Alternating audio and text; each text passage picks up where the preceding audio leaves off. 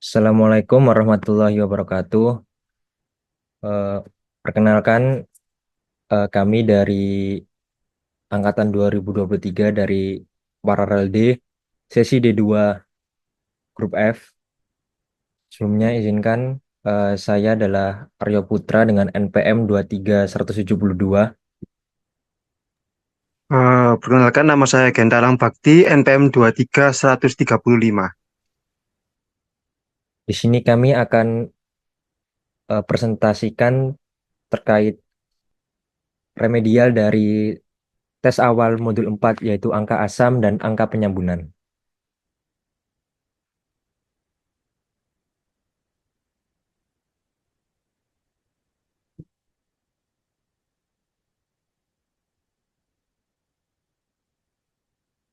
Nah, di sini ada pengertian lemak dan minyak. Nah, untuk pengertian lemak itu sendiri adalah zat organik hidrofobik yang bersifat sukar larut dalam air, tapi dapat larut dalam pelarut organik seperti kloroform, ether, dan benzen. Nah, untuk unsur penyusun dari lemak itu sendiri, itu ada karbon, ada hidrogen, ada oksigen, dan terkadang itu ada fosforus serta nitrogen. Nah, untuk lemak itu bisa ditemui di dalam tubuh kita. Lemak juga mempunyai beberapa fungsi penting, di antaranya seperti sebagai pelindung tubuh dari suhu rendah, pelarut vitamin A, D, E, dan K, dan lain sebagainya. Selanjutnya, untuk pengertian minyak, minyak itu sendiri merupakan salah satu kelompok yang termasuk pada golongan lipid, yaitu senyawa organik yang terdapat di alam serta tidak larut dalam air. Tetapi minyak itu larut dalam pelarut organik nonpolar. Misalnya seperti diethyl ether, kloroform, benzen, dan hidrokarbon lainnya. Nah, di sini minyak itu bisa larut dalam pelarut tersebut karena minyak itu mempunyai sifat polaritas yang sama.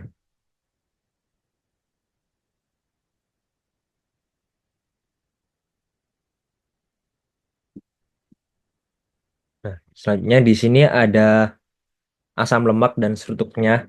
Nah, asam lemak di sini tuh merupakan sekelompok senyawa hidrokarbon yang berantai panjang dengan gugus karboksilat. Nah, bisa dilihat pada gambar di sini itu ada gugus karboksilat dan ada gugus kar- gugus karboksilat dan gugus hidrokarbon yang dimana asam lemak itu sendiri itu dibagi jadi dua jenis, yaitu ada asam lemak jenuh dan asam lemak tak jenuh. Kalau untuk asam lemak jenuh itu yang strukturnya yang atas itu yang saturated, dan asam lemak yang tak jenuh itu strukturnya yang bawah unsaturated.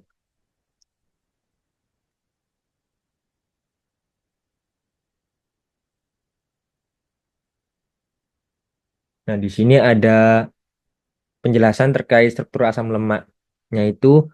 Nah, di gugus asam karboksilatnya itu menjadi kepala dan gugus karboksilnya itu jadi ekornya. Nah, jadi asam lemak di sini itu bersifat amfilik, yang dimana amfilik itu juga bersifat hidrofobik dan hidrofilik.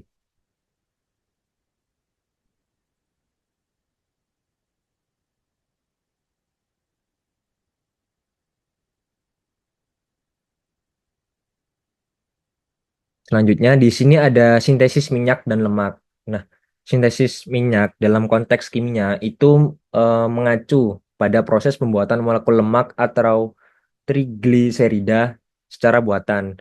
Sedangkan sintesis lemak itu juga mengacu pada proses pembuatan molekul lemak atau trigliserida secara buatan juga. Nah, proses sintesis di sini itu melibatkan penggabungan molekul gliserol dengan tiga molekul asam lemak melalui reaksi esterifikasi.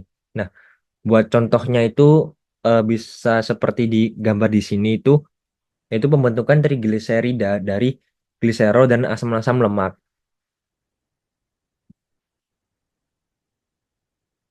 Nah, di sini sintesis lemak itu dimulai dengan penggabungan satu molekul gliserol dengan tiga molekul asam lemak.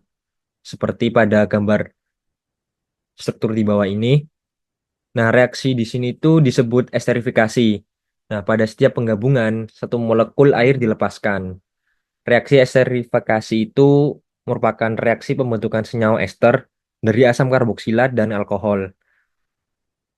Asam lemak termasuk senyawa golongan karboksilat dikarenakan memiliki gugus COOH, sedangkan gliserol termasuk golongan alkohol karena mempunyai gugus OH. Nah, karena asam lemak termasuk asam karboksilat dan gliserol termasuk alkohol, maka reaksi gliserol dan asam lemak termasuk reaksi esterifikasi.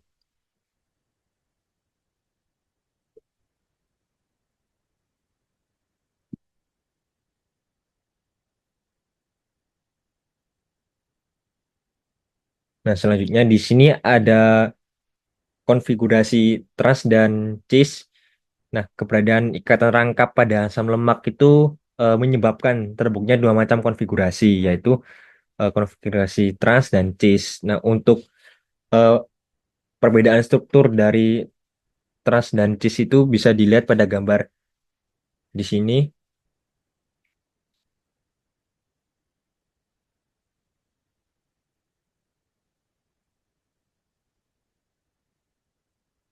Nah, di sini tadi kan ada terdapat perbedaan ya dari konfigurasi lemak cis dan trans. Nah, perbedaannya di konfigurasi cis itu atom hidrogen itu ada di sisi yang sama atau sejajar gitu. Nah, kalau konfigurasi trans itu atom hidrogennya itu berada di sisi yang berseberangan atau saling berhadapan gitu. Nah, buat perbedaan asam lemak cis dan trans itu kalau dari asam lemak cis itu atom hidrogen pada ikatan rangkap itu berada di sisi yang sama dari rantai karbonnya yang seperti saya jelaskan tadi. Setelah itu struktur molekulnya itu melengkung seperti pada slide sebelumnya. Nah, untuk asam lemak cis itu biasanya ditemukan pada minyak nabati alami seperti minyak zaitun, minyak canola, dan minyak jagung. Nah, untuk asam lemak trans, itu atom hidrogen pada ikatan rangkap berada di sisi yang berlawanan dari rantai karbon, seperti di sini. Nah, untuk struktur molekulnya itu lurus. Nah, asam lemak trans itu jarang ditemukan di alam. Biasanya itu dihasilkan melalui proses hidrogenasi parsial minyak nabati.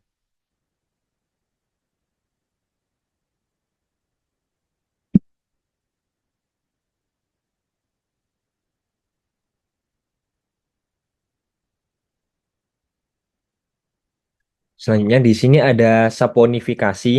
Nah, saponifikasi itu merupakan proses kimia di mana lemak atau minyak direaksikan dengan basa kuat seperti natrium hidroksida atau kalium hidroksida untuk menghasilkan sabun dan gliserol. Nah, proses ini itu merupakan dasar dari pembuatan sabun. Nah, buat prosesnya itu bisa dilihat pada gambar di di sini yaitu trigliserida itu reaksikan dengan basa maka akan menghasilkan gliserol dan sabun.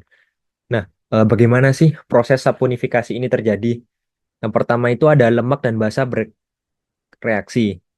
Nah, lemak itu kan merupakan trigliserida, terdiri dari gliserol yang terikat pada tiga molekul asam lemak melalui ikatan ester.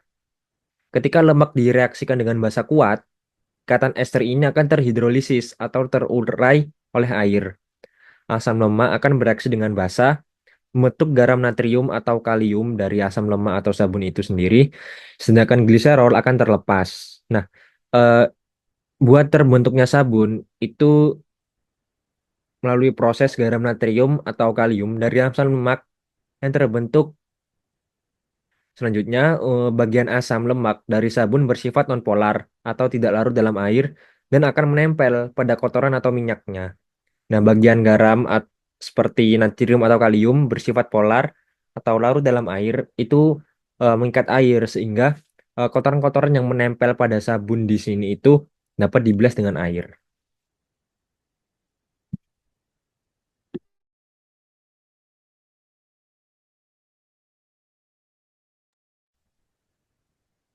Oke, selanjutnya ada angka asam. Angka asam sendiri adalah jumlah asam bebas dalam lemak atau minyak yang dinyatakan sebagai miligram KUH yang diperlukan untuk menetralkan asam dalam 1 gram sampel. Jadi, angka asam ini tuh eh, kita itu kan ngitungnya dari MgKUH ya lah. Itu kenapa kok pakai KUH? Itu dikarenakan KUH sendiri itu dia ini dapat menetralkan asam lemak. KUH sendiri kan sifatnya basa, jadi dia itu dapat menetralkan asam lemak dan itu dibutuhkan untuk mengukur 1 gram sampel lemak. Kemudian asam lemak juga ini itu dapat mengindikasikan, semisal dia nilai angka asamnya tinggi, maka itu menandakan bahwa sampel atau minyak tersebut itu sudah terdegradasi dan dia tidak layak untuk dikonsumsi. Selanjutnya,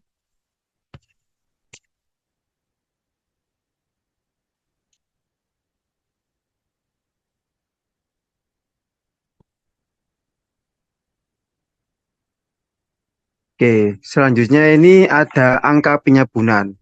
Sama halnya dengan angka asam, angka penyabunan ini itu adalah jumlah asam lemak bebas dalam lemak atau minyak yang dinyatakan dengan miligram KUH yang diperlukan untuk menyabunkan 1 gram minyak.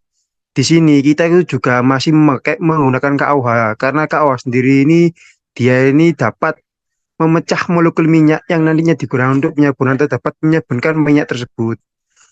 Ini juga berhubungan dengan soal kemarin. Soal kemarin kan juga ada yang mengatakan kenapa kok kita menggunakan KUH ataupun NaOH karena ya, mereka kan sifatnya kan basa kuat dan mereka ini dapat menetralkan pada angka asam dan dapat melakukan penyabunan pada angka penyabunan. Next.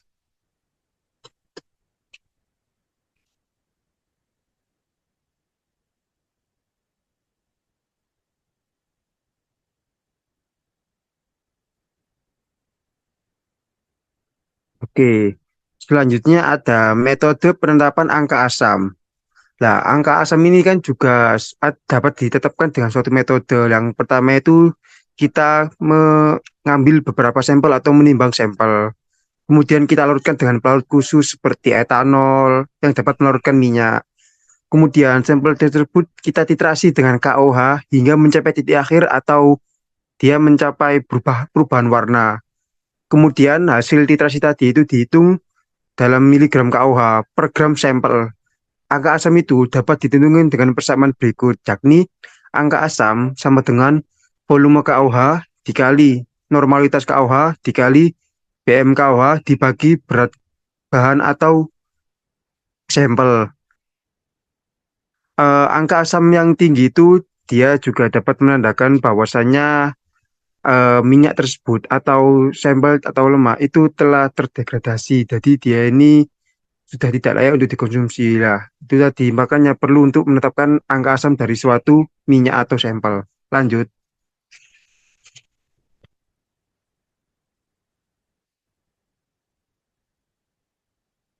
Oke.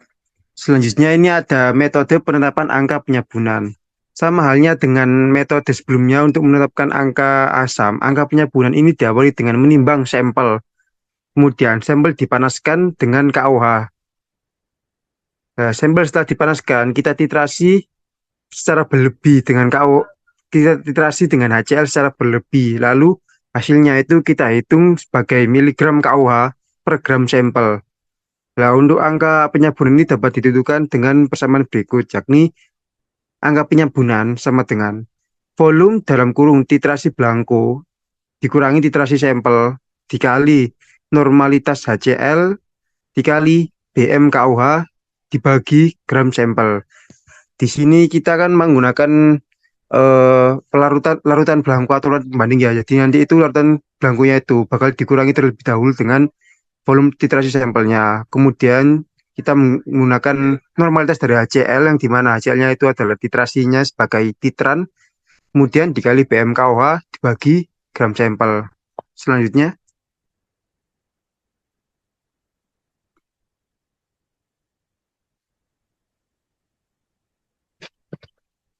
selanjutnya ini ada penentuan kualitas minyak dan lemak standar baku mutu menurut SNI. Lah untuk minyak dan lemak itu dia itu persyaratannya itu harus bau dan rasanya itu normal seperti minyak pada umumnya. Kemudian untuk warna minyak sendiri itu harus mudah jernih atau mereka itu nggak keruh. Kemudian kadar air dalam minyak itu maksimal 0,3%. Kemudian ada berat jenisnya yakni 0,9 gram per liter. Asam lemak bebasnya maksimal 0,3%. Bilangan peroksidanya maksimal 2 miligram per 2 mg per kilogram. Kemudian ada bilangan iodnya yakni 45 sampai 46, ada bilangan penyabunan 196 sampai 206, ada indeks biasnya yakni 1,448 sampai 1,450, dan terakhir ada cemaran logam yakni maksimal 0,1 miligram per kilogram. Nah, penentuan kualitas minyak ini wajib dan harus sesuai dengan SNI dalam suatu negara atau suatu pemerintahan. Karena apa? Misal suatu minyak dia tidak cocok atau mungkin tidak mentaati aturan SNI ini, dia dapat mengakibatkan konsumen atau mungkin para pembelinya ini eh, kurang suka atau mungkin mereka dapat mengganggu kesehatan para konsumennya sendiri. Karena kan misal ada salah satu dari kriteria yang melebihi batas itu dapat merusak kualitas dari minyak tersebut dan nantinya dia tidak layak dikonsumsi, mungkin seperti kayak dia terlalu asam atau mungkin dia warnanya kurang jernih keruh dan baunya bukan bau pada umumnya, itu kan dapat mengurangi minat dan mungkin untuk produsen minyak atau pabrik minyak itu suatu hal yang wajib untuk diikuti atau ditaati aturannya. Lanjut.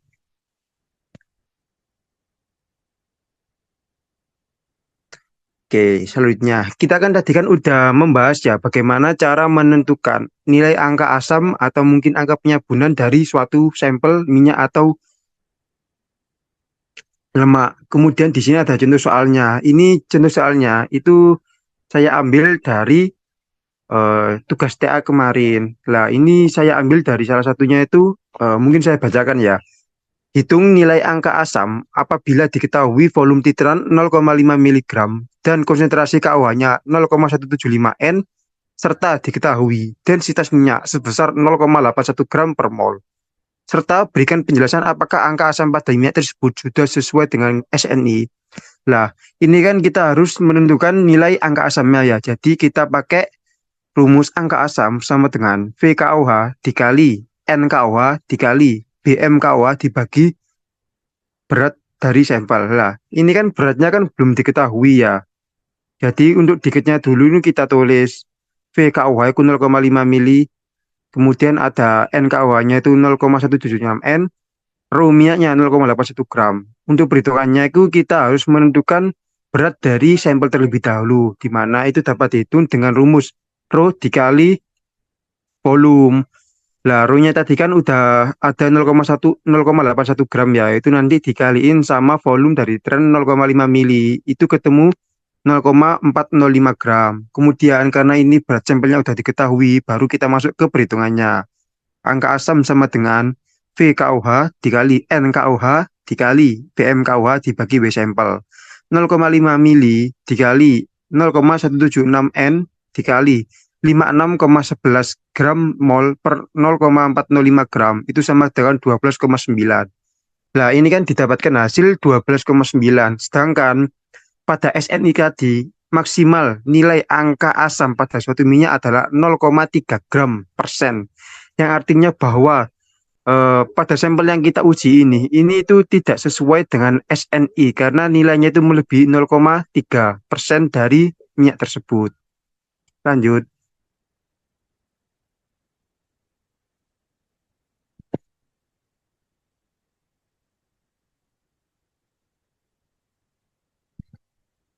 Oke, kita tadi kan udah menjelaskan ya kayak lemak itu apa, terus bagaimana cara menentukan metode yang digunakan untuk menentukan angka asam dan angka penyabunan. Terus apa sih gunanya penentuan tadi itu? Lah, dalam suatu industri, penetapan angka asam dan angka penyabunan, terutama industri yang berhubungan dengan minyak itu sangatlah penting. Contohnya sabun. Untuk memastikan kualitas lemak atau minyak yang digunakan dalam sabun itu bagus, itu perlu diterapkan perhitungan mengenai angka asam dan angka penyabunan. Angka asam sendiri kan mengukur jumlah asam lemak bebas ya, di mana nilai yang tinggi dapat menandakan kerusakan dan mempengaruhi kualitas sabun. Nah, untuk angka penyabunan sendiri itu kan menghitung jumlah natrium hidroksida NaOH atau KOH basa kuat tadi yang dibutuhkan untuk menyaburkan 1 gram lemak atau minyak yang membantu menentukan konsistensi dan sifat pembersih sabun. Kemudian, semakin rendah berat molekul minyak, semakin tinggi angka penyabunannya, sehingga lebih banyak sekali, lebih banyak alkali yang diperlukan.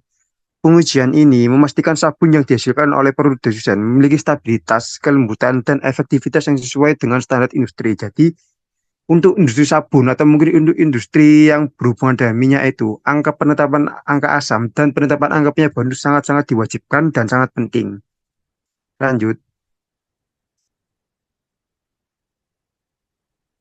Oke, sekian penjelasan kami mengenai penetapan angka asam dan angka penyabunan. Saya dan teman saya memohon maaf apabila ada salah kata. Saya tutup. Wassalamualaikum warahmatullahi wabarakatuh.